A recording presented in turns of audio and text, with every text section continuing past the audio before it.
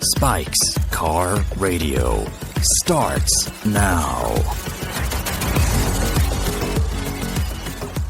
And here we are, Matt Farah Studio. We haven't been here for quite some time. West Side Collector Car Storage Facility number 1. Yes. Still only, now there are 2, right? There's 2. And the second one's doing really well. Yeah. We're stoked. Second one's doing great. That's down good. in South Bay. Which one are you at more? This one, because my office and the studio are here, and I live really close to here. But All right. I make the effort to go down there. That's nice. I have great staff. They handle it. We have nice cups of coffee made by Matt Farah. I have close to expired milk in mine. That's fine. It says 4 days. I buy milk that's like 6 months out. Right. I look for like, what is it now? June? I'm looking for October when it comes to milk. I mean, I don't know why, but I get nervous about milk. we all do that. It's like if Jerry doesn't have a bit about that somewhere, like why we're all looking for the milk that's never going to expire. Because we've all opened it up at one point, taken a chug, and got chunks. But I mean, listen, if today's the 17th, if the milk says best by June 21st, I think you're okay. Let me try it. For a couple of splashes in your coffee. I'm saying. I bet that's people's favorite thing to listen to on the other end. Hold on. That's pretty good. Not chunky? No, it's good coffee, too. What is this? What kind of coffee is this? Verve, I believe. Wow. Our coffee budget at this shop is extraordinary. Really? Because we went through so much coffee that after a while I was like, guys, we're going to have to buy the Don Francisco's whatever coffee. And after like a week of that, I was like, no, we're going back to the expensive stuff. What have you just realized about this show, Spike? You just looked at your piece of paper and I saw You're in your very head, good. You made a realization that you didn't like. I did. Well, you want to know? You forgot to write something down? I forgot the advertisements for the show. Do you want to send them to my printer? No, I don't need to do that. I can always, you know what I'm going to do now? Read them off your phone? I'm going to read them off my phone when I find them. Okay, while you're looking for them, can I do a plug? Look at this. We don't have to plug. No, we're going to get into all of it. Okay. We'll get to all of it. You want to talk about this? I'm going to talk about all of it. And we have questions. Okay. I'm just excited to be here. But before I go, I just want to make sure this is here. Look, here it is. There it is right there. See? Got them. Look, you there got they the are. ads. Yeah, well, it turns out you have the supercomputer in your pocket. No one would have ever known. Anyway, it's good to see you, man. It's been a while. I know. It's nice of you to drop by. You've been very busy. You've been invited many times to be on the show, and you're like, I'm here, I'm there, I'm everywhere. Dude, so much travel. It's okay. I was talking to... What is making you travel more? Is it road and track? Is it just the normal stuff? Or 50-50 road and track and smoking tire videos. It's been a lot. And we went away for my wife's birthday, but it's... Was that the silly blazer and cowboy hat that you wore on Instagram? Do you mean like my Pebble Beach attire that I wore? No, that was my gay friend's very stylish wedding that we went to. I see. That was my summer. Interesting summer descriptor there. Casual. Your gay friend. I mean, yeah, technically friends, the two of them. So did that change the decor? This man's sexual orientation? I knew it would be very stylish, and I the see. invite said summer chic. Oh, that's what I. But you wouldn't say your stylish friend. He's also they are also very stylish. Their house is sick. Yeah. Their house is like a mid-century, but it's like a Zuckerman's house level of mid-century where it's like perfect. That's nice. Yeah. So you took that picture that way for that reason. Yeah, because I wanted to plug the guy who made me the blazer because he's awesome.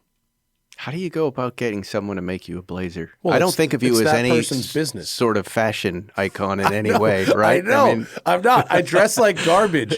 Let's get Matt Farah. Let's dress him. I dress like garbage 51 weeks a year. Right. And then there's Pebble Beach week. And then that's when I care all of a sudden. So that blazer was for the wedding and Pebble Beach? You're like, are you coming first of all to the SCR? Are you going to wear that blazer at the SCR? I have 3 custom blazers. I will wear one of them. That one's one, this blue one. I then have one that looks almost like a cooler, updated version of what like a University of Vermont professor might wear. And then I have one that is inspired by the interior of the 911 Sport Classic. Yes. With houndstooth and the tan leather patches. You know, when I made that post and I looked at everybody on stage, including myself, I really appreciated your outfit and Johnny's outfit. Like, I was like, okay, I get why the guy hosting is kind of dressed. I was dressed in Roan Athletic, right. You know, one of my sponsors, and then that's kind of how I present. But I really wanted to be you and Johnny. Like, Zuckerman didn't have the best outfit at all, but you guys had really fun, colorful outfits. What is that tradition that I'm noticing? Like, I mean, I don't know. It doesn't feel silly to you to dress that way? Not there. I wouldn't dress like that. Because it looks cool to me. When I saw the picture, I was like, oh, look at those guys. They're having fun. In context. And it looked good cool. on stage, too. It looked fun. It looked good in context. Yeah. If I was to go to dinner around here, right, I wouldn't probably dress like that. I see. You know what? I did a gig. We were just talking about it before we started. The road and track gig that I did, where I drove the Bentley, like the one that you're driving today. Mm-hmm. And I was in Kentucky the week after the Derby, Lexington, Kentucky, and I realized I had forgotten like an item of clothing. Like I only brought one pair of pants. So I found a menswear store in Lexington, Kentucky, and they were having a post-Derby sale. And I realized that Pebble Beach Concours Week and Kentucky Derby is basically the same outfit. And so I learned that you can't really like go searching for Pebble Beach wear. But if you say Kentucky Derby wear, they know what you're talking about and you end up in the same place. So I came back and I have a guy here in LA and his name is Nick and he has a company called The Grotto and he makes custom suits, custom blazers, custom shirts, everything made to measure. It's shockingly cheap. Wow. Like really, really cheap. And I'll plug the shit out of this guy because I love him. He drives Porsche. I actually met him through Tim at BBI, and he made my wedding suit, and he's made a bunch of crazy stuff for me. And it's like ridiculously cheap for what you're getting. And so I've been having fun making blazers and vests and suits and stuff. Let's talk about AG1. It's important to me that supplements I take are of the highest quality, and that's why for 19 years I've been drinking AG1. Even before this podcast and even before the company was invented, I've been drinking AG1. Unlike many supplement brands, AG1 conducts relentless testing to set the standard for purity and potency. AG1 is constantly searching for how to do things better. At 51 iterations of their formula and counting, their team is always trying to find better ways to source, test, and aim to find the best quality ingredients available. AG1 is researched and developed by an in-house team of scientists, doctors, and nutritionists with decades of experience in their respective fields. That's why I know I can trust in every scoop of AG1 because it's been tested for 950 contaminants and banned substances, while the industry standard typically only tests for 10. Covering my nutritional bases is really important to me. Setting myself up for success in just 60 seconds is the main reason I drink AG1. I partnered with AG1 for so long because they make such high-quality products that I genuinely look forward to drinking them every day. So if you want to replace your multivitamin and more, start with AG1. Try AG1 and get a free 1-year supply of vitamin D3 and K2 and 5 free AG1 travel packs with your first subscription at drinkag1.com/Spike911. That's drinkag1.com/Spike911. Check it out. You like that? You still drinking AG1 yourself? Every day. Every day. Every day. It's amazing that 7 you're still raw doing eggs that. and AG1. Now, I want to know what you've driven. There's so much. I saw you recently in the Lucid Sapphire. Yeah. It just went back before you got here. It's been a long time since you and I have, we used to go to Malibu every Sunday and we'd hear about what we're each driving. Now we don't. It seems like I haven't heard what you've driven in the last 3 months. Can I first tell you how much I missed that?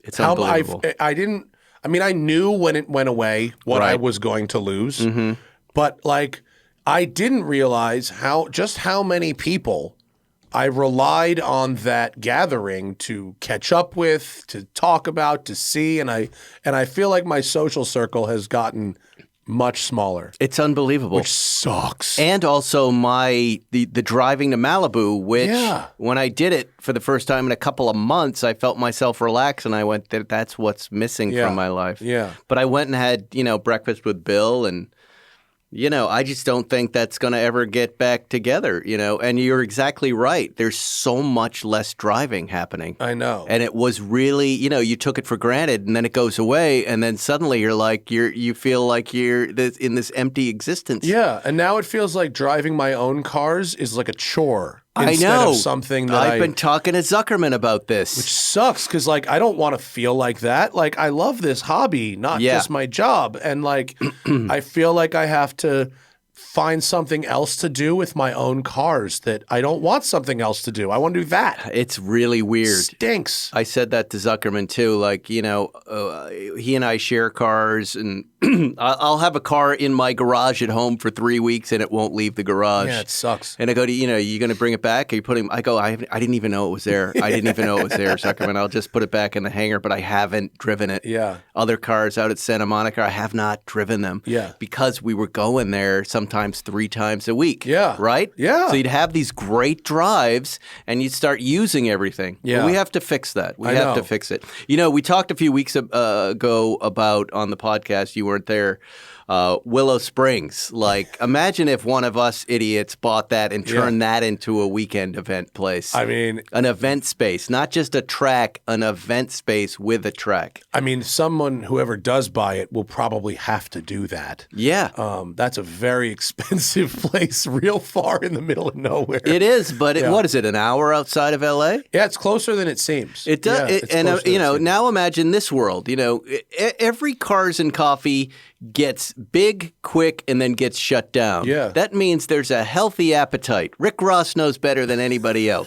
A healthy appetite for this stuff. Yeah. Which means you could do this every weekend. Yes. Every weekend. Yeah. People are going to show up. Yeah, an you hour could. drive, and they'll just want to go. And do you see what I'm saying? There's I'm a with you. big opportunity. And right now, we go there a few times a year, and it's kind of a ghost town, and it's hot, and you're like, whatever. But imagine there's something to do there. Yeah. All it takes is like real basic food service. Like that's really all it takes. That's like, all the Thermal Club some is. average quality. Oh, that's mean, but It's true. It's a track, and then they have this beautiful place to amenities. eat. They Oh, do. we have a guest Yeah. coming in. Please. Is UPS here? Okay. Sorry.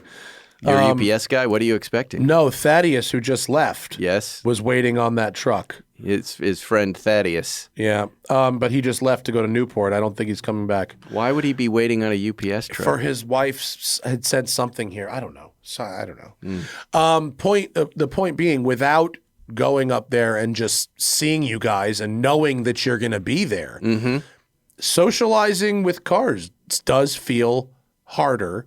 Enjoying cars does feel harder. But Did you think about going to the Father's Day show in Beverly Hills? On Rodeo I Drive? learned it was happening on Instagram when I was somewhere else.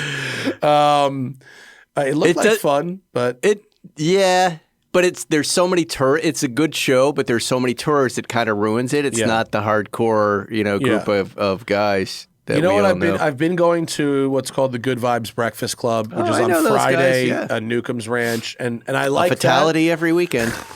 that. That's fucked up. Well, is it factually incorrect? Didn't they yank it's someone out? factually incorrect. So who crashed this past weekend? Was there a crash? There was a crash. Oh, but there was. What a surprise. But it was, from what I understand, it was Yes. not the fault of the person driving the sports car. They were going the speed limit, and they were... A Ford F-150 made a U-turn on a blind corner. Oh, yeah. Well, Which that's the story is- of the PCH. Yeah. It's the same story. Yeah. I mean, look, are canyon roads potentially dangerous? Of course they are. But A, the person did not die. And B, in this particular case, you could joke, but it was not the fault of the person driving the sports car. You don't know that for sure. The people who were on site and witnessed it said it was not. And I trust those people's opinion. If they were moving at a normal speed, a U-turn, they probably wouldn't hit him. I don't know, but I don't think that's But this is probably the more likely scenario, right? Guy does stupid U-turn. These guys are at speed having fun on turns, collision. Yeah.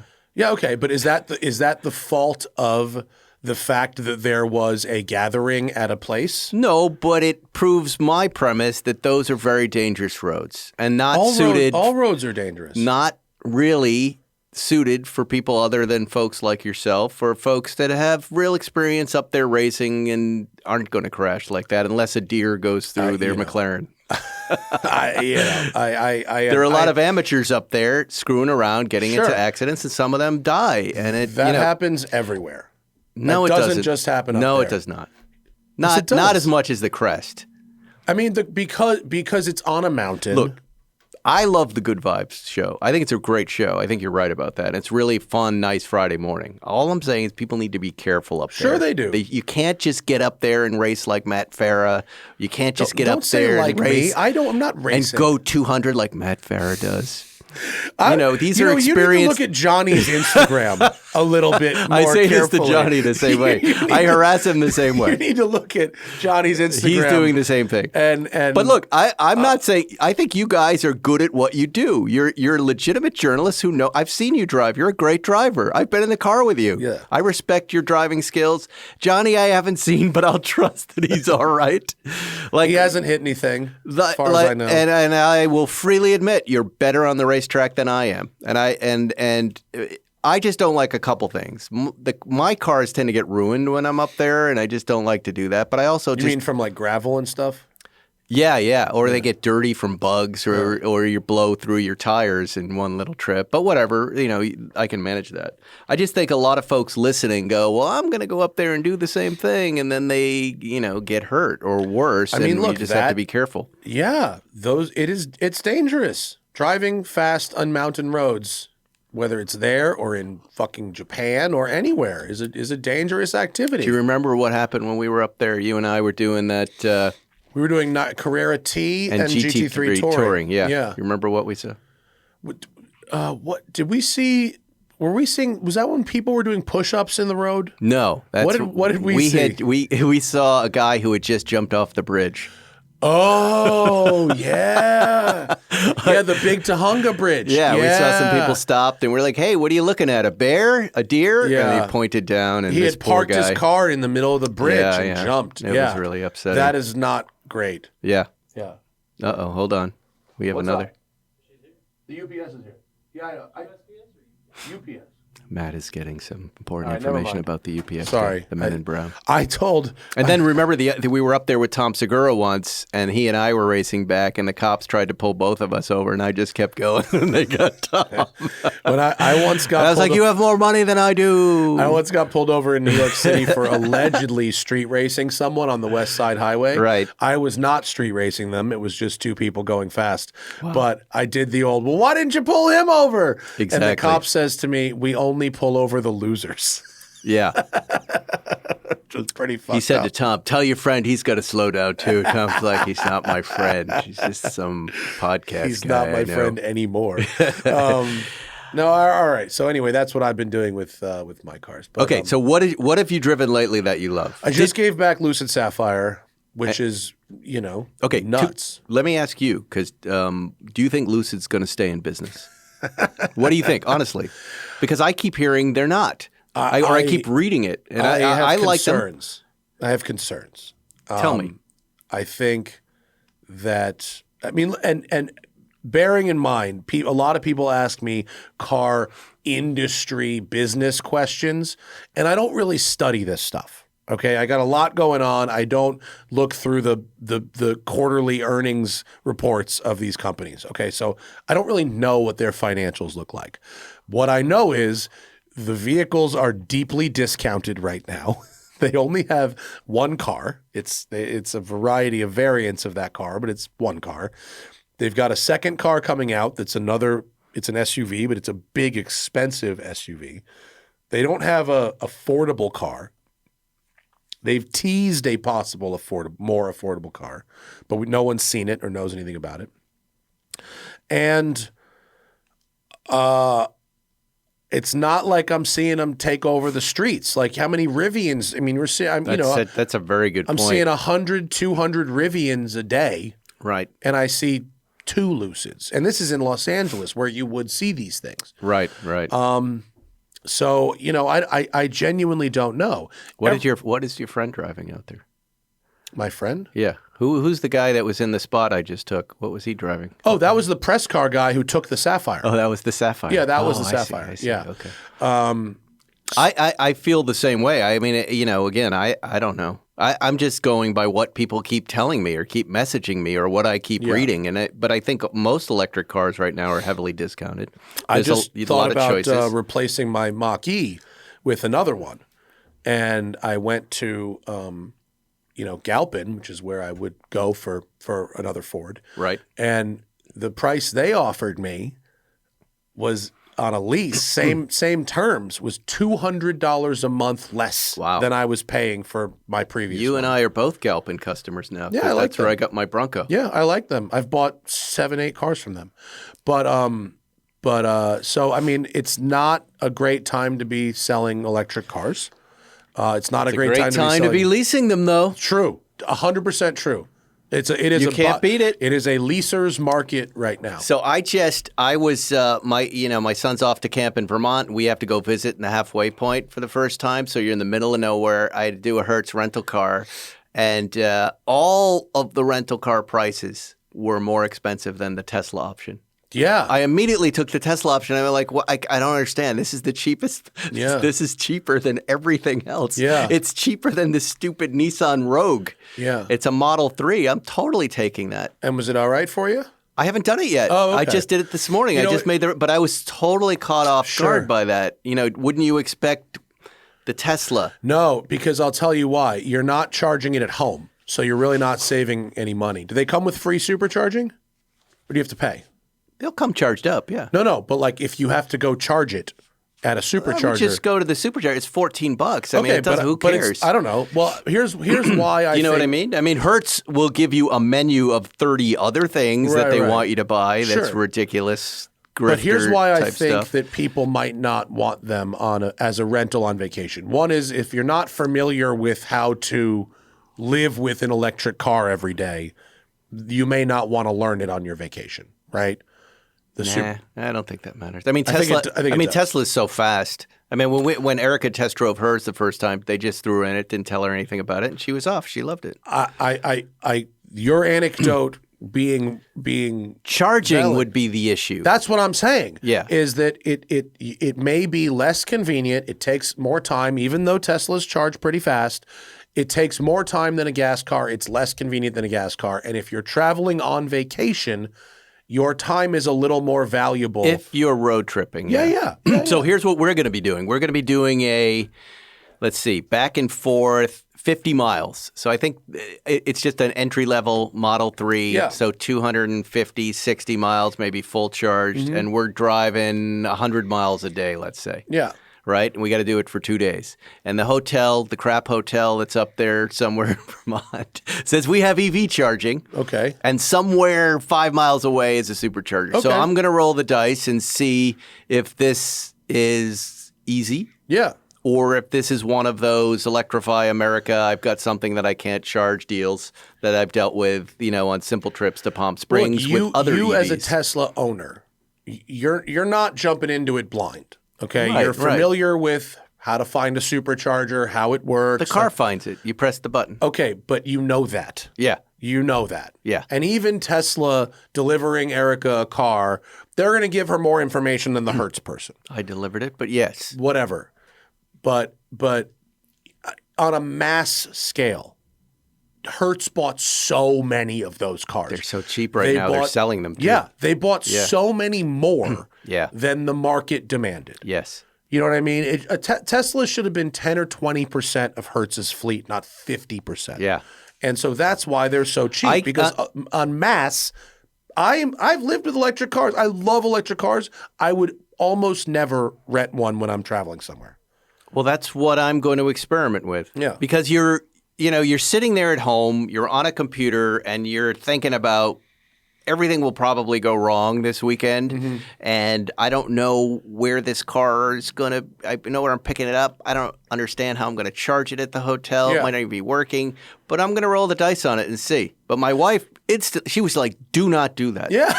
Do not – no electric cars. And You also will get a story out of it. well, yeah. There's entertainment value. I suspect it's going to be just fine. I suspect Hertz is going to say it's charged up, ready to go. Here's how it works, and blah, blah, blah. But maybe it won't. And Who if knows? it won't, then Spike Ferriston, podcaster, has an entertaining tale to tell. I don't want to drive a Nissan Rogue. I wouldn't either. But like, They I didn't just have drove, anything else. I thought- just drove the Sapphire from here to Sonoma and back. Wow. And I had as good an experience as one could have. So up from here without charging? I did have to charge once. I could have made it if I had driven slower, if I had blah, blah, blah. But I had stopped and charged. In 3 days, I charged it 6 times, okay? I drove it a lot, including track days. So I charged it 6 times. But all 6 Electrify America chargers worked perfectly. First time, flowed the correct amount of current, no billing issues, no payment issues, none of that shit. It was as good an experience as I could have, right? But, asterisk, it still took me significantly longer both to get there and to get home than if I had a gas car. Wow. It just did because of the nature of how long it takes to charge an electric car. The Lucid is pretty much the fastest charging car that is on sale right now. So anyway, I mean, it is what it is. The Lucid's incredible. I mean, what it can do is incredible. I ran, you can run 8-second quarter miles on the street. Wow. And it's bananas. So then why aren't these things selling? Because people care about other things beyond that, and it's very expensive. And the people who are spending that much money, that Sapphire is $250,000. Mm-hmm. People spending that much money want more. If it was $120,000, $130,000, $150,000 even, they'd probably sell a ton of them. But there's like other stuff about those cars that are like infuriatingly bad. Like the door locks and the proximity sensors and shit. Nightmare. Absolute nightmare. The GPS was terrible. There's a lot of other software buggy garbage that it's amazing because what they've done is the really, really hard stuff. They've done unbelievable. It's so fast. The range is great. It looks good. The I think it handling looks is great. It looks great. It's spacious. The materials are good. The brakes are better than the Taycan Turbo S brakes. Wow. Like stuff that's really hard, they've done amazingly. Stuff that's like settled science, like door handles, they've like fucked up catastrophically bad. And you can't believe it. And if I was spending my hard-earned money, I'm not dealing with that garbage. That's why I think they're not selling. That's why I wouldn't buy one. Let me just say that. Yeah. Well, they didn't have a lease program for the longest time. Right. That was one reason, but now they do. And also, they sneak in this giant down payment into their lease program. Right. And it's like, wow, that's an affordable lease. Oh, wait. Oh, it's $8,500 down. Yeah. What is that? Yeah. What is that? And I think once people start rumbling about is this company going to make it or not, that just scares people away and it snowballs. It does because there's a lot of attrition in the electric vehicle world. There's lots. We've watched our good friends at Sondors. Oh, yeah.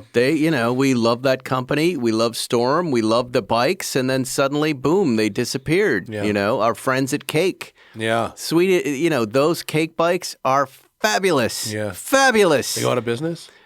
They did. They did, right? And you just go, well, what the hell happened? The engineering, the look, they were just beautiful things, both of those companies. And you just, you have to go, well, something's up. Yeah. Something's going on. I think maybe the market is not as big as they had hoped. And there was a lot of new entrants in the market. Now with cars, you've got, relatively high interest rates and, in general, it leads to being a buyer's market. Right now. Let's talk about Race Deck. Over 2 decades ago, Race Deck was invented, a cost-effective, durable, and truly do-it-yourself modular flooring system engineered for the garage. Race Deck's multi-patented design allows for easy do-it-yourself installation without all the hassles and mess of toxic epoxy coatings, transforming your garage in just hours. Choose from over 20 styles to create the coolest garage on your block. Founded by Porsche nut Jorgen Mahler, who was putting together modular tile systems for dance clubs and backyard parties until he went, wait, I'm putting this in my garage. And a company was born. 170 employees, 150,000 square foot manufacturing facility in Salt Lake City. Race Deck is the original modular flooring system engineered for a garage with over 33 patents and proudly made in the USA and displayed at Spike Ferriston's Santa Monica Airport hangar. And Matt hasn't heard this, but I love it. I love my floor, Matt. I visit my floor. I'm happy. I want you to love your floor. I want everyone to love their floor. You need a floor for your house, or garage, you let us know. Race Deck is the original U.S.-made multi-patented modular flooring system engineered for the garage, invented in 1997. Race Deck manufactures 24/7 and ships most orders within 48 hours. Shop at racedeck.com. Use code SPIKE911 for an exclusive 15% off and free shipping. Racedeck.com. Racedeck.com. We love Racedeck. 15% off on a whole flooring system could be a lot of money. That's a good discount. Dude, this floor in my hangar is so good. Yeah, they're sweet. I know Racedeck. I had a bunch of, plus they're all over the indie paddocks. You go in there, you look down, and you're like, I'm not moving. I don't know what it is, but if you get a cheaper tile, everything slides. Your car slides. You put your car in gear, it shoots the tiles out. I've lived with that problem for 20 years until these guys came along. Like that amazing shot of Alan de Cadenet at the Milli Milia. Remember that video? What is that? You know the Milli Milia where they start by driving up on the stage? Yeah. Oh, that's right. He drives up on the stage and hits the brakes and the floor slides and everyone just gets taken out. It's great. Porsche Experience Center. You got to check this out. Is this an ad? No, it's not, but it is. They're getting it for free. You know, we get all our cars delivered there now through Porsche Clearwater. We have a great morning, and it's awesome. And, you know, our 911 ST is coming in, I think, right around Christmas time. Oh, good times. Imagine that. What is that for you? Hanukkah time? Yeah. Okay, right around Hanukkah time. Or is it Kwanzaa time for you? What is that for you people, Hanukkah? Well, what is it? Like, what do you do? I'm not even a Christmas guy. I'm a nothing guy. But the holidays, I like the time off. But they have, I always forget of all the great driving programs they have down there. And they have now 4 different GT4 RS Manthey programs. Oh, cool. Can you believe that? I think it's pronounced Manti. Manti. Yeah. Manti. Yes. Manti. I like Manthey better. Manthey. Why? That's cool. Manti. Yeah.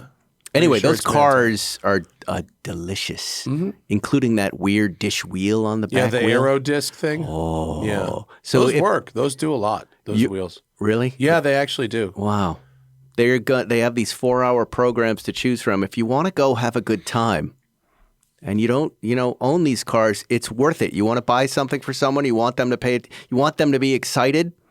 G-forces, your performance analyzed, drive something that I haven't driven. I thought that was newsworthy. That's cool. Have you driven those cars? I've not driven a Manti, no. They also have like these track days. I am Manti.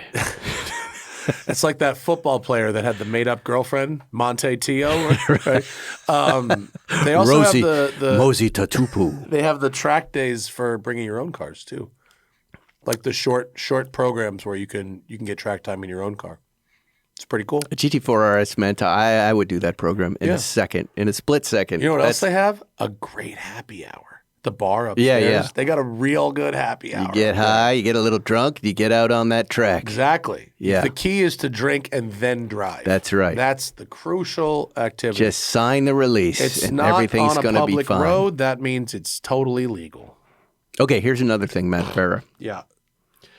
I saw you with the Dakar. I didn't know there was a Dakar press car floating around, which I am now getting, I think, next week or the week after. But I had to take all the stuff off the roof. What do you mean? They delivered it with a full line of Porsche accessories on the roof. Why did you take it off? Because it's stupid. I'm not going to drive around LA with like gas cans. Why not? And like duffel bags and recovery ramps strapped to Now, the when you roof. say you had to take it off, did you take it off or did Yes. someone else take it No, off? I physically took it Were off. you worried someone would steal it here in LA? No, I didn't leave them on the sidewalk. I left them here. No, I mean, do you think that looks stupid? I think it looks pretty cool. The whole car is stupid, but why not have it as stupid as it can be and No, enjoy I it? think there's a line beyond which it gets super stupid. If So you're what not- did you take off? The car had the roof rack on it, Okay. which I left on. Yep. I think the roof rack is okay. It's got the lights in it. That's pretty cool. But on top of the roof rack, Yes. it had 2 empty fuel cans. Oh my stood God. vertically. That's great. It had these like recovery ramps that looked like they look kind of like snowshoes or like mini wakeboards. They're for if you get your tires stuck in the mud. And then it had a big duffel bag, and they were with the car cover in it, and they were all strapped to the rack. Were they locked to the rack? I had to use Allen keys to get them off. Okay, so they're relatively safe out in public. Yeah, I think so.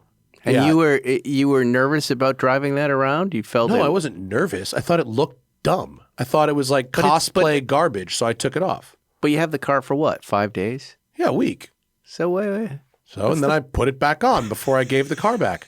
And I texted the gentleman from Porsche. Yes. And I said, I took this stuff off Yes. because I would make fun of me. Is this And Frank? he Is said- this Frank? Yeah. And he said, LOL, no problem. Yeah. That was that. I wouldn't have made fun of you. I would have enjoyed it. I didn't think I needed to be driving around Los Angeles with this stuff on. Do you know what I would have done? I would have put some Hawaiian punch in one of those tanks. Big straws. Get botulism, probably. Well, so are they going to give it to me with the tanks? Probably. I'm totally going to drive. I mean, knock yourself out. I don't care, but I thought it was silly, and so I took it off. You know what we call that stuff? The Hazarai. Yeah. We love the Hazarai. But I did love driving it for a week as a daily. I thought it was great. I was surprised at how quick that is. How fast it is? It's one of the quickest cars, like 0 to 60. It's one of the quicker 911s. Well, I think most of the current gen of 911s is quicker, but No, the Dakar, I'm pretty sure I saw that the 0 to 60 on the Dakar is quicker than the 911 Carrera and the S. It's a it's a GTS. right, So it's probably comparable to a GTS, to another GTS. which is what 3 something. It's a little slower than a regular GTS, but like not slow enough that it matters. What's the 3RS? I'm getting so many different. Whenever I look up the 0 to 60 on the GT3RS, It's in the 2s. I think it's like 2.8. it's recorded in the 2s, but It's the Porsche 2s. says it's 3.2, 3.1. Porsche sandbags all of those numbers. Yeah, it's weird. Porsche's number. Anyone with a car that's set up correctly, Mm-hmm. meaning the right warm tires and whatever, should be able to beat Porsche's numbers on almost anything. Wow. But what's really fun about the Dakar, and what you should find a way to do if you get it, is to do a launch control start in the dirt. That's really fun because it will do 0 to 60 in 4 seconds on dirt, which is, and it will leave a monster, cloud of dirt. Yeah, yeah. And Wow. I was told to not off-road it, which I understand why they said that. Because of the paint? No, it's full paint protection film. I think people are probably just destroying the cars, which I understand, and so I didn't. But when I did make a road driving video with it, and there's a million like dirt turnouts in the road, so I did a one launch from the dirt to the tarmac, and it's a pretty cool shot, and that's a good time. Wow. I do love, and the Dakar, it handles really well. If you drive it in Malibu, and you were to go up like Stunt Road or Piuma Road, which are technical but very bumpy, it's so good at that. It's Really? so good on a bumpy canyon road. Well, all roads in LA are bumpy. Well, but like, You could say that about the 405. right, but like the road where we saw the guy jump off the bridge, Big Tahunga, Yeah, they just paved that. It's glass. Ooh. It's so great. It's so great. And there's some other roads that they've paved recently that are very, very good. But the stuff in Malibu is a little bumpier. And the Dakar was so good on a bumpy canyon road. Just one last question about Good Vibes. Have they opened it up? Is there any food up there and coffee yet? no, but you know, Jay Ryan bought it. bought Newcomb's. He bought it. Yeah. So they're going to close like in August or something, and they're going to reopen it. Wow. Yeah, they have investment backers, and they're going to reopen it. Make it like a thing. That's good. Yeah. They need coffee. Yeah, they do. Yeah, Then they basic need food and coffee, and that's it. Wow, that'll be And nice. a bathroom, because people have yeah. just been peeing in the trees for 4 years.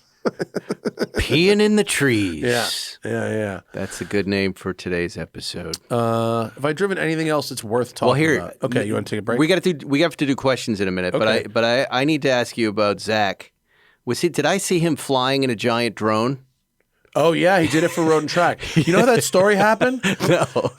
But tell everybody what it was, because I called, suddenly saw him going into the air in what looked like a camera drone, except big enough for a human. supersized. So this is actually really funny. So the issue of he writes for Road and Track also, where I am editor at large.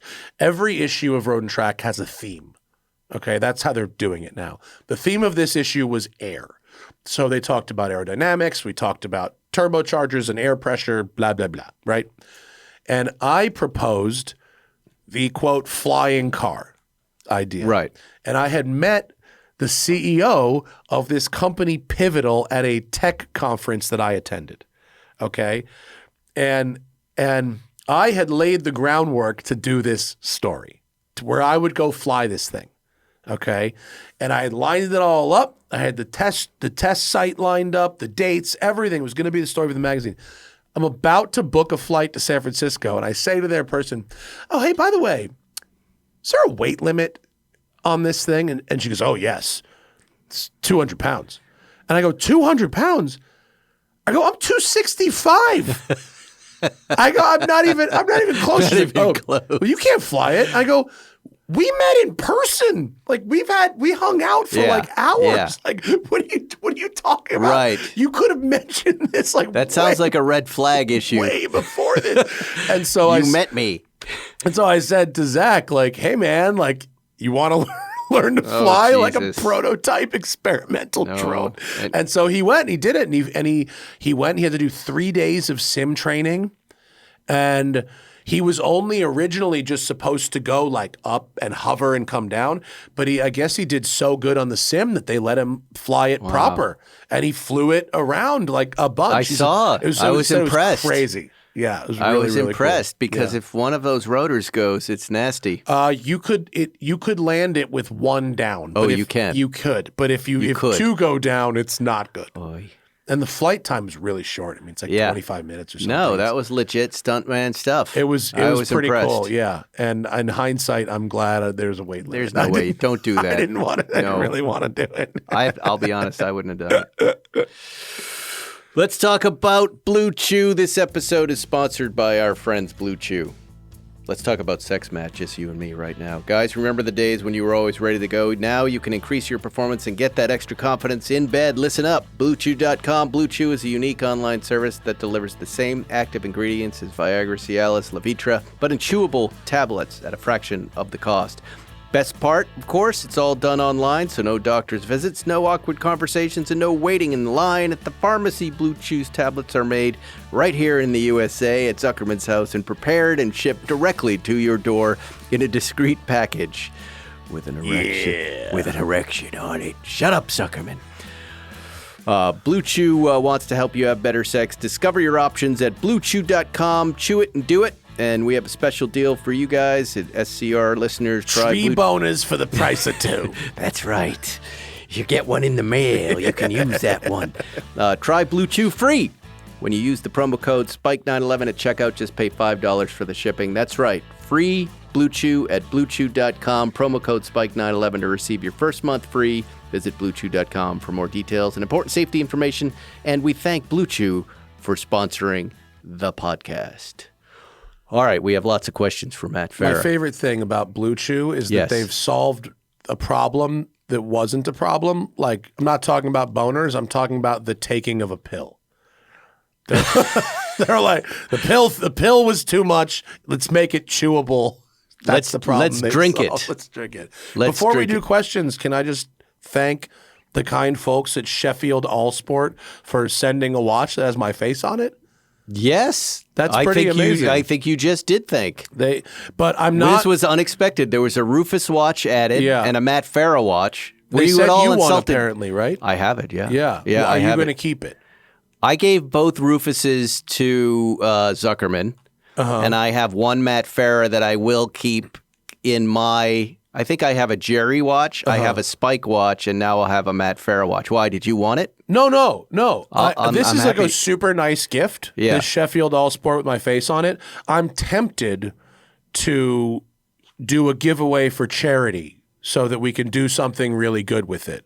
Yes, because it's hard to wear a watch with your own face on Yes. it. This is where we all arrived. I'm not sure I would wear a watch with my own face on it. Well, you saw we auctioned off the only Right. complete set. That's why I think I'm going to take the Matt Farah and add it to the complete set of the guy in I like Australia that. because it was tens of thousands of dollars he donated for that. But I did a giveaway with the prototype of my Notice Canyon watch, and we raised a ton of money. Yeah. And we got a lot of people to donate blood and platelets also. Fantastic. And I think this would be a fun one to do that as well. And I think we could do a lot of good. It's a really nice watch, and It's beautiful. I really appreciate the Except thought. for the Matt Farah face. It's great, except for the fact that my face is on it, which is Now, horrible. look, up until now, I think Zuckerman started wearing the Zuckerman face. He goes, "It's not so bad wearing your own face." And I go, "Yeah, it is. It's weird. It's really weird. But he can pull it off. He's got a Yes. funny way about him. I think Yeah. he's going to wear his Rufus watch a little more. I think that's a very nice idea that I you think we have could for do that. a lot of good, and so I'll figure out the logistics of it. But I think I will offer a chance to win the Matt Farah And watch it's very from- rare. It's now one of two. one of they, two. They won't ever make it again. Yeah. We never really asked for this. This was just Jay from Sheffield having Yeah. fun. And It's funny looking though. I'll post it on Instagram later. But, well, yeah. it's up on my account with all Okay, these cool. questions. All right, great. Matt Jelinek, photographer friend, I believe, from Getty, Australia. Thoughts, you guys, on the new Mustang GTD? Plausible competition to the GT3 RS, or not even close? I mean, on a racetrack, certainly. I mean, there's the GT3 RS is a clear benchmark. Jim Farley from Ford is. I interviewed him last week. It was great. He's a real racing driver. He really cares. He loves that and car. He loves that car. He was instrumental in the design of it too. Oh right? yeah, yeah. And I'm sure that they can get that to a point where it is competitive with a GT3 RS on a racetrack. Now, will he convert sales from Porsche? Maybe, maybe not. But they've got tons of applications of people who want to buy that car, and I think they've proven with both generations of GT that they can sell a very expensive high-end car, and people love homologation cars. So I think they'll sell every single one they can build. Yeah. Yeah. You've seen the videos of it on the Nürburgring? Yeah. Sounds amazing. Yeah. Can't wait to drive it. I'm very excited about it. I have such a weak spot for Mustangs. You know, it was like we were downstairs looking at those resto mods. Yeah, the Revologies. Revology. Yeah. Revology, you got to let me use that blue one. My entry point, I've been thinking about it. The first car that I really loved was a Mustang convertible from the 60s. When I saw it, I just went, oh, that is such a beautiful thing. Yeah. And this car, have you driven that Revology one? I drove the coupe. The coupe. Yeah. And it's just, It's a brand new car. it's the hundreds of thousands of dollars applied to Yeah. a beautiful looking old Mustang. Because it's not old. It's a brand. There's nothing in that car from the 60s. That Except car for the was, body. Nope. Built this year. Brand new. The body. Body, frame, everything. That is a 100% brand new 2024 car. Built Nothing. under license from Ford. There are no 1960s parts on it at all. That's insane. Yeah. That's why it's great. So do they not even start with a VIN number? Nope. Well, I don't know about that. I'm not sure how that works. But there is nothing on it of consequence from the 1960s. I bet there's got to be one thing. There's maybe, an index card size piece of metal somewhere. There's got to be. It's the first car I've ever seen that is built to the level of like an Icon. Wow. Bronco. Yeah. That's exciting. Yeah, it's rad. You slammed the door. How did that door slam feel? Completely different and fresh and new. Yeah. Not like a car from the 60s. No, but the convertible floored me. I mean, it's in beautiful light metallic blue. I mean, that just looked like a great weekend. Yeah. So they do convertibles, they do coupes, they do Shelbys. Right. They'll do the Boss. There's like 9 or 10 different body styles they'll do, which are mostly the same underneath. Yeah. Jay drove one on his show. Mr. Leno. Yeah. I'm sure. He liked he it. gets to everything before we all Yeah, do. well, that's what you get. You do the Tonight Show for 30 years. Leno beats everybody. Yep. What else you got? Leno! Still a great commercial. We did a Super Bowl commercial with him where we had that line. It was the Flying Acura, squirrel it was suit, the Acura Acura, commercial. Yeah, it was fantastic. He comes in and he takes the first car, that Acura NSX, and Jerry goes, Leno! It was such a good Still commercial. true to this day. Yeah. Instagram cars always has a good question. What are those hash marks all over the PCH? I've noticed those too. What are those? Have you seen them? They're like, I can't quite tell if they're to tell you to slow down, but they don't feel like anything, do they? Yeah, it feels like some sort of traffic calming device that is supposed to visually narrow the lanes, but I'm not really sure it works. Their approach to making the PCH safer, which is a great idea, is all wrong in my opinion. They've added stupid traffic lights and signals. That's not it. But you've got essentially a highway where people are doing 90 miles an hour and there's no divider. And there's no stay to the right, slow traffic. There's no all of the things that cause these accidents. There's U-turns. Like a crazy amount of road rage that happens on PCH. Because it's disorder. Yeah. You've got people, and it's not just tourists. You've got people, and they see a beach parking lot, and they go, "We're at the beach. It's slow traffic." They do the U-turn. Yeah. That stuff needs to be fixed. Yeah, it's basically across a highway. Why is it everywhere else in the world that it's just slow traffic, keep to the right, but not there? Yeah. I was just driving back on the 5 freeway from San Francisco too. That's one where the slow traffic does not keep right either. Granted, people aren't making U-turns and there's no houses, but equally frustrating. It's not a GSR. Matt seems to be a big New Balance fan. Why does he like New Balance shoes? Look, there he is. Wow, he's got an old pair of really. These are brand new. That's a brand new pair of sneakers? I mean, they're like a month old, but yeah. Come on. Yeah. That doesn't look like a brand new pair of sneakers. That's current gen, baby. Why? Put that shoe up again. Let me take a picture of this shoe. That's a new shoe? That's brand new. Yeah. I was going to say, that's your old pair from high school. No. Well, they've been making them that long for sure. I'm from Boston. Wide feet. I love New Balance. New Balance was the original sneaker that came in proper widths. Right. And they're very comfortable. That's it. Dude, you know what drives me nuts? I see, and I'm scrolling through like Apple News or whatever on my phone, and I'll see, GQ or Esquire or any of these like men's fashion, whatever. And it's like 25 ways to look great in your 40s. And all these models are wearing these shoes that are so uncomfortable looking. And I'm like, who's walking around every day in these ridiculously uncomfortable looking shoes? It's and crazy. So now, I wear New Balances.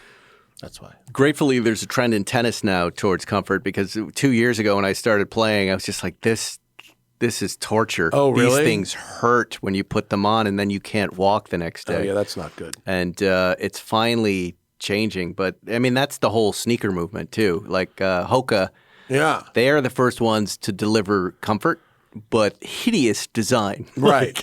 like hideous, ugly So New Balance, sneakers. for a while, they got awesome. Like, I was buying the New Balance 993s for 20 years. Yeah. In like the boring gray, like I'm wearing now. Yeah. And then all of a sudden, they had this website where you could design your own. Change all the colors, like custom, and be custom. And it was only like $20 more than the regular pairs. So I'm getting them all. These are Knicks colors, and this is a John Player special, and this is like Celtics colors, and just like I'm picking themes, right? Pandemic, custom factory shuts down. Okay, post-pandemic, New Balance starts coming out with really cool colors, production series, but not in widths. They bit the hand that feeds them, Spike. Yes. These were fat He's feet getting shoes upset. for 20 goddamn years. Yes. And they left us high and dry, and now if I want widths, I can only buy ugly-ass gray. Stuck. Do you Come like back to me. On Shoes is one of my favorite brands. My wife wears the On. Ons Yeah. are the best. Yeah. If you get the cushioned or the heavy cushion, those are just incredible shoes. It's got to be the widths. My bread loaf feet. I don't even want to get into the sneakers. It's maddening trying to get stuff that works. Yeah.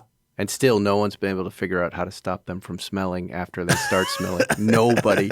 I have frozen them. Yeah. I've left them out in the sun. I've done everything Have you on put the them in internet. a washing machine? You tried the washing? No, 7 done? days later, it's bad again because once it's in, and I did the same thing to a car once. I was taking my I think that's an episode of Seinfeld. early on. I was taking my Ferrari Dino to the gym, sweating like a madman, and it's getting into the leather seats without a towel. Yeah. Guess what happened to that car? That took a year of car. I mean, once it gets in, it's over. Yeah. It was over. And ultimately, then I sold that In car. a Dino. Yeah, you'd open the door and you go, oh, corn chips. New meaning to chairs and flares. That's what kind of car guy I was early on. Yeah. I was out of my mind. All right. I was just thinking about this. Here's a question from Shannon Harper. If you had to settle on one 993 Porsche, what would it be? I was just thinking 1993. 1993. I was just thinking about this 2 hours ago. Going, what would be that 993 that I would want right now, that I would definitely want? What's yours? Probably a 98 Carrera S. Yeah. C2S. C2S. C2S. Yeah. I think, well, I mean, there's a lot of nice, there's RSs there. There are, but one. I'm talking about one. I got to use it for everything, right? Yeah. That's a C2S. I think I would get a silver black C2S and call it a day. 98. It's got to be a 1998, not that's a 97. fantastic car. Love it. We got like 2 or 3 of them here. Zuckerman has this 95 I've been driving that's dyno tuned by Marco Gerasi at TLG. That is exceptionally, it delivers. It's a convertible. That one? Oh, yeah. It's a completely nothing year. Yeah. It's beautiful charcoal and paint, but that car, and see, maybe I'm going to change my mind. That car has delivered such satisfying, happy drives. And that's worth its weight in gold. Yeah. It's just not a collectible See, car. 95's also a good year because it's pre-OBD2, and so you can get away with a few things in California. Well, the dyno tuning is what changed it. Yeah. It just ups it. Just every shift is, maybe I'm going to change my mind. Maybe I'm going to change my mind. Can I change mine too? If I can have one 993 and say it's a Gunther Works? Yeah, and then I would say I want an RS. Yeah. 993 RS is the I ultimate want a 993. Gunther Works turbo. Yes. For $1.3 million. Every day the answer is going to change, but I don't know. A Riviera Blue 993 RS would be Pretty exceptional. Much an exceptional life. I've driven those cars. They're just wonderful. I was just somewhere and there was a pair of them, one right next to the other. It was pretty amazing. Has Matt ever had rodents chew on the wires in his cars? We've been talking a lot about this. Zuckerman's thinking there might be a class action suit now that wires are all made from rat food, in his opinion, soy. Has that ever happened to you? When I purchased my Bentley in January of this year, there was evidence of a chewed wire. And it turned the wire that this rat had some real fucking Wolfgang Puck taste because this wire he chewed was $400. Oh my God. And I had to get that wire replaced. Zuckerman's estimate was $13,000 In what car? in a Porsche 911. I Oh, think. yikes. Yeah, I've never and- had a rat chew on a car that I owned. It's a whole new wiring harness. I bought the car and had to have that fixed, but it got chewed at someone else's garage, not at my place. We got here at Westside, just to be sure, we got the top tier Orkin every month getting it done to avoid stuff like that. Let everybody know how many rats you killed this month. This month, dude, honestly, You don't have rats here. No, we had one. One got in somehow. Somehow, right. We caught The open doors. the one, and then it was like, stop the presses, you know. And now we pay these guys like $300 a month. We've never seen one since. Yeah, that's So I good. guess they're doing their job. They are. At my house, I got 4 cats, so nothing's coming You near have mine. 4 now? Yeah. Wow. I'm glad we named your flavor of ice cream Cat Daddy.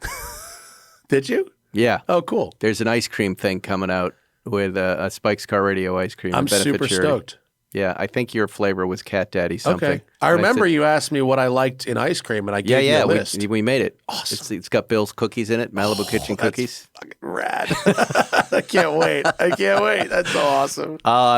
Card Darren, 15. With all the press cars you guys have driven, what is hardest to give back? I have a lot of cars that are really hard to give back. Yeah, a lot. And that's how you know you really love a car like that, is when you hand it back, you feel a little bit of pain. I've also been surprised sometimes at ones I didn't mind giving back. There's Right. ones that are objectively fantastic. Yes. And then I give it back and I kind of forget about it right away. Right away.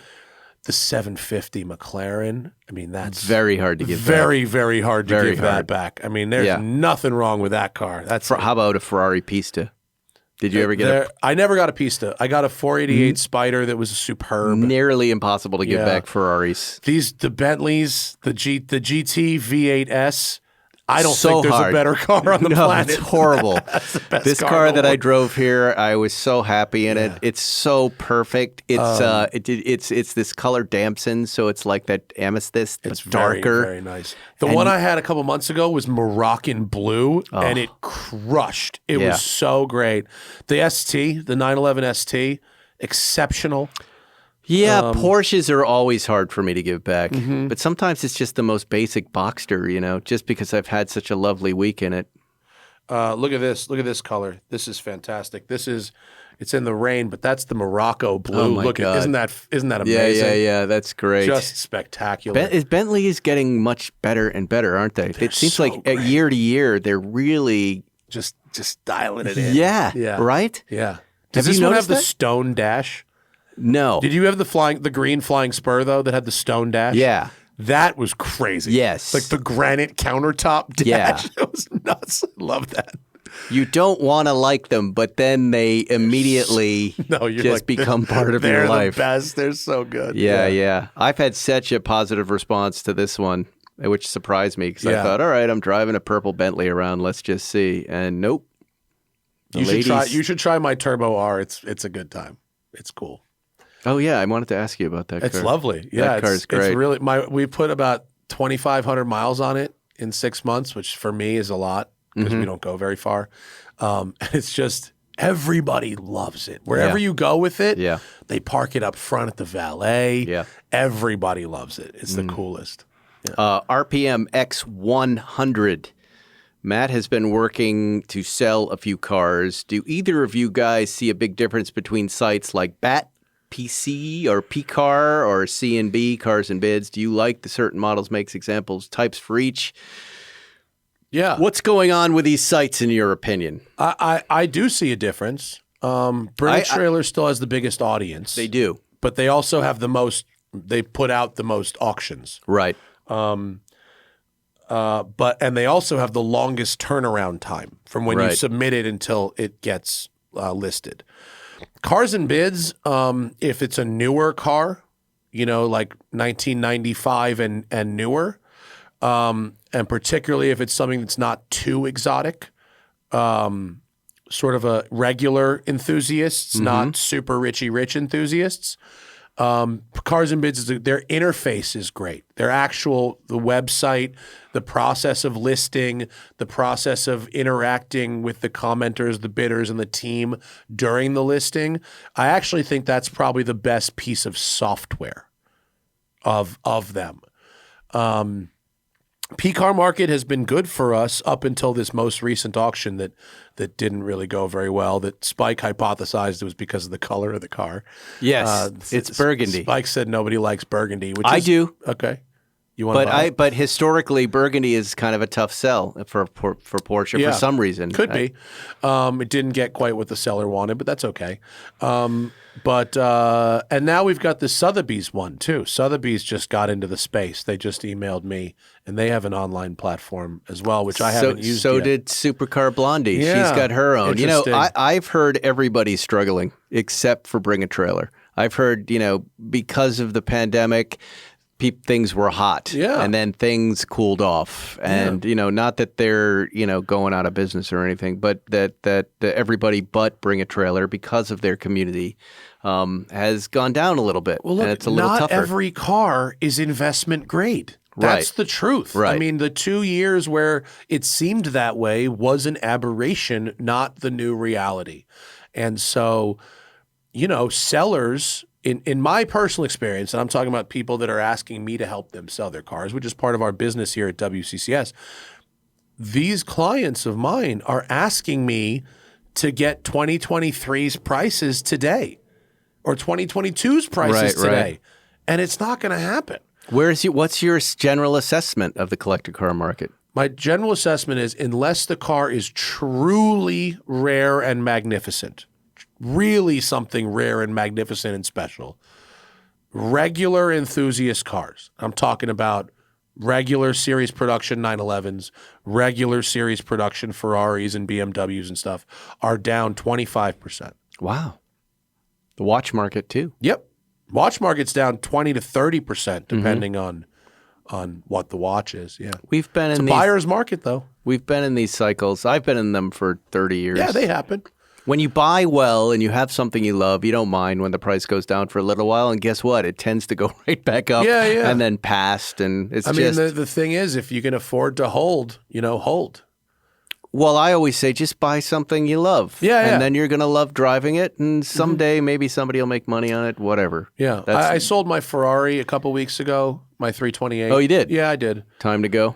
I had too many cars, and I needed to have one less car and one less thing to worry about, and I needed the money to pay to finish my Lamborghini. These are all good reasons. Yeah, they're all good. And I did not turn a profit on the Ferrari, which is okay. It ultimately cost me about 75 cents a mile. All in, insurance, maintenance, whatever. I drove a Ferrari for 3 years for 75 cents a mile, which I'm happy with. I think that's okay. It's totally fine. Totally fine. It was fun, though. Yeah, it was. You can't put a price on fun. I drove it to Pebble Beach, and then I hitched a ride on the jet back with you and put it on the truck. I drove it to Arizona. I drove it to Pebble Beach twice, actually. Yeah, it's great. Great little car. That was a fun flight. I was thinking about that. Yeah. You said something, though.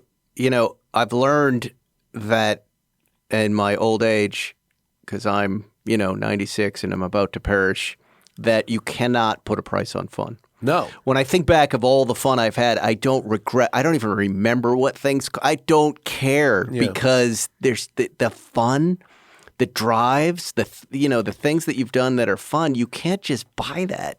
Yeah.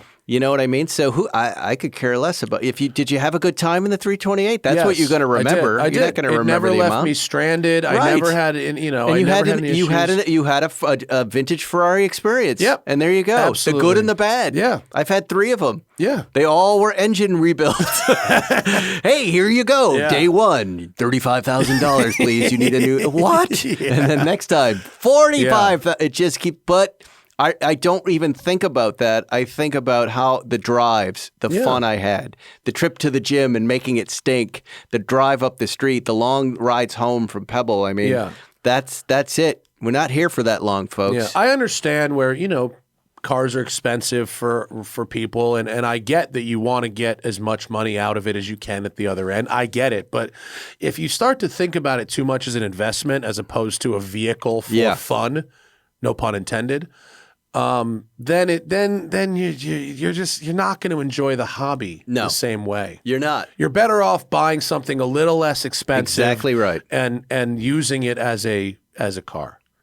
My Cougar XR7 with just the ribs of the top with no canvas. Yes. I had so much fun in that. I paid $2,500 for it. That's all I had in my car budget. Yeah. And I was so happy. So happy. I have nothing but happy memories about that car. All right, last, and then we got to get out of here. Rage in engineering. You're the perfect man to answer this question, Matt Farah. If I like the Dakar, he says, and the Starato, 2 amazing things, safari cars in general, but I didn't have a big budget, how would I make a Ferrari car? I mean, a safari car.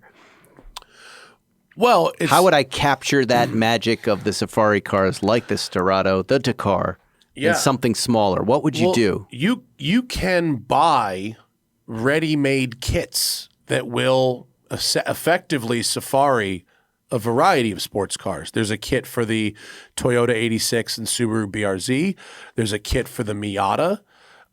Safari Miatas? Yeah. You could get one. Wow. Yeah, that's an it's interesting idea. It's basically just rally suspension. I mean, they take these cars rallying on the dirt, and so you can install rallying suspension. You can either make or buy, skid plates. You can make or buy a light bar and whatever. There are tons of examples all over of people who have built rally cars out of a variety of things. The Datsun 240s and 280s, Nissan Zs, Camaros, Mustangs. I mean, all kinds of stuff.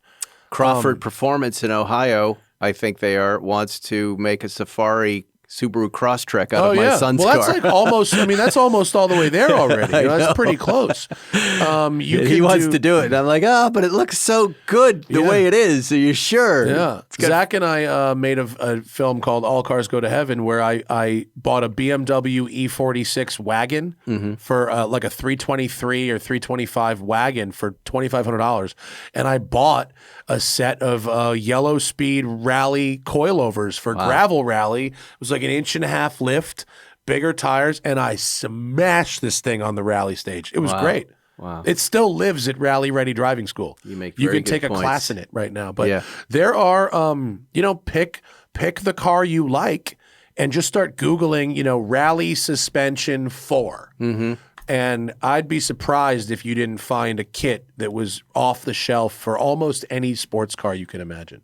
I'm not, as you know, a fan of Safari cars, but if I had a Safari Miata, pretty sweet. That would be cool. Yeah. I would really like that. There's an automotive journalist named Emmy Hall who does a lot of off-road stuff. Yeah. And she's got a Safari Miata, and she raced it in the fucking Baja 1000. Not Baja 1000, like the Mint 400. What kind of cage does it have? Like a motorsport cage. Yeah. Like, Is it full? It go over the whole cockpit or just the back? Yeah. No, it's a cage. I mean, it passed tech. Yeah. Wow. Yeah.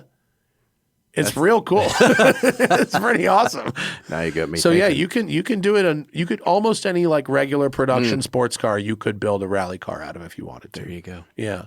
Well, we've done a show today. It was. It's been a lot of radio fun. happened. It was here. Yeah. Got really annoyed because I call podcasting radio, but I don't care. It feels the same to me. We call the show radio. Yeah. Spike's Car Radio. Yeah, that's a good point. It's a very good point. It's just on demand radio. It's exactly what it is. That's why I love doing it. Why do people get so mad? All this stuff is because people are pedants. It's free. Yeah. It's free. Just shut up. Shut up, listener. or don't listen. So I'll figure out what to do to give away this watch to someone who let me know. It. I'd be happy to help and cross promote. Yeah. And then I still have and I forgot to bring it, the Spike's Car Radio. Since you were one of our honorary hosts, we have a Spike's Car Radio, Sheffield. Oh, you do? Have you seen that cool. watch? No. Is it awesome?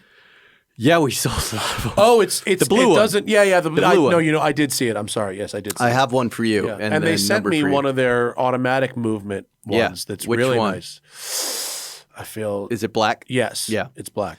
I've nice. got a couple new designs coming out with them, but you got to get the blue. You got to get the blue one. Cool. I'll show you. We're gonna have 2 new colors of the Notice Canyon coming this year as well, which I can show you. Notice after made in Los Angeles. We found a notice on your lung, and we're here. Look, there's the watch. Yeah. I have the black version of that. Yeah, you need the blue too. Okay, the blue is good. Just us saying it will happen. It'll be sent to you automatically. Sure it will. Thanks, Jay. I appreciate this gift. And that's the nice thing about being on the radio. Yeah, you just say things. You say things and they just show up. Yeah. It's one of the good things about being on the radio. Yes, radio.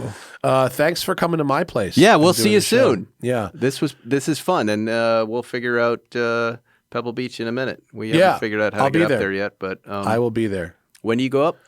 Probably Wednesday, and then I'll come back on Sunday. I'm going with McLaren again, so it'll be. That's right. You're going to lead the drive. They're not doing the drive. It's just here's a 750 Spider in a hotel room. It's delightful. So you're going to drive that up and back? Yeah. Wow. Yeah. And the wife's coming with me. Hannah's coming. Oh wow. We're going to have to use one of those luggage shipping services because our stuff won't fit in the car. What is that? Where you ship your luggage. I've never heard of such a thing. Yeah, they come and pick up your suitcase, and then it's at the hotel when you get there. Really? Yeah. And what does that cost? I don't know. I'm going to try that. It's so that you can drive a sports car places without having to worry about stuff. And does like someone that. drive it up, or do they? I don't know. It You don't know. disappears It's just from your like front UPSing. porch and then it gets there. Oh, that's fantastic. I need Very that. excited. Because of my blazers and all, they won't fit in the car. Oh, this is Got good news. outfits, dude. That's the best I got thing you've had hats. to I got say like this 3 hats. this hour. That's the best thing you've just said. That's like when I found out they're going to deliver the ski equipment to the hotel room. Oh yeah, the same service will do that. Yes. They'll send your snowboard or your skis or your bike or whatever fantastic. to or your surfboard. Yeah. Yeah, because the GT3 RS, No truck. there's no nothing. No truck. There's no nothing. Yeah. So the toolkit, which looks like the size of a football, the manual, there's no nothing. It's all just in the car on the seat. Yeah. I had to buy a special Porsche like gym bag Like a that's case got Porsche. for it. It's like, what's that? I go, that's for It's the toolkit $700. for to get the wheel off. Oh, the lug wrench, right? Yeah, for the you center have locks. to put it Yeah, somewhere. yeah. It won't fit anywhere.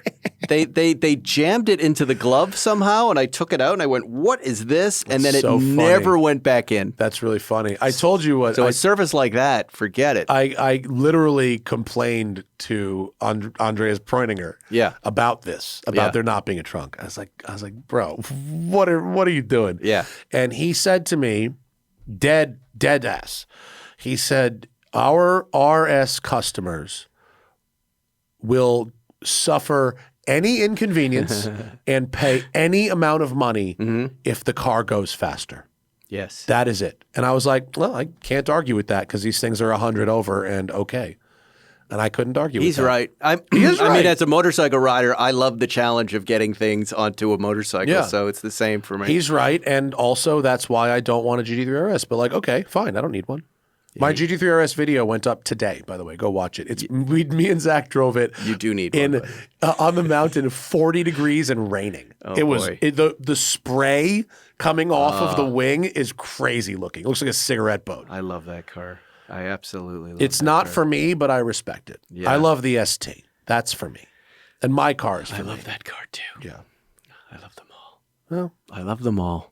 now you got your unfrosted money. You can go buy more. And I love all of you.